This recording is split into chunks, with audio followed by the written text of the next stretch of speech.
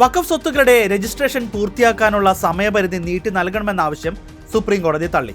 Umeed portal വഴി വഖഫ് സ്വത്തുക്കൾ register ചെയ്യുന്നതിനുള്ള സമയപരിധി ഡിസംബർ 6 അവസാനിക്കാനിരിക്കെയാണ് കോടതിയുടെ സുപ്രധാന ഉത്തരവ്. പ്രധാന വാർത്താ വിശദാംശങ്ങൾ നമുക്കൊന്ന് നോക്കാം.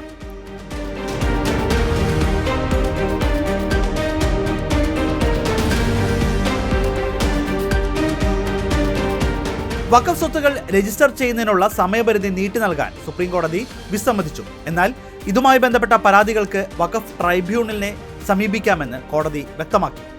വഖഫ് നിയമത്തിലെ സെക്ഷൻ 3B പ്രകാരം മതിയായ കാരണങ്ങളുണ്ടെങ്കിൽ രജിസ്ട്രേഷൻ സമയം നീട്ടി നൽകാൻ വഖഫ് ട്രൈബ്യൂണലിന് അധികാരമുണ്ടെന്ന് കോടതി ചൂണ്ടിക്കാട്ടി.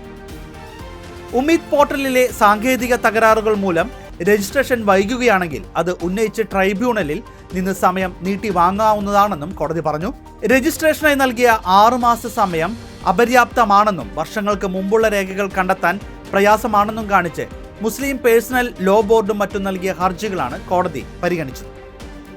ട്രൈബ്യൂണലിൽ അപേക്ഷ നൽകിയാൽ ട്രൈബ്യൂണൽ അന്തിമ തീരുമാനം എടുക്കുന്നതുവരെ സമയം അനുവദിക്കപ്പെടുമെന്നും കോടതി നിരീക്ഷിച്ചു.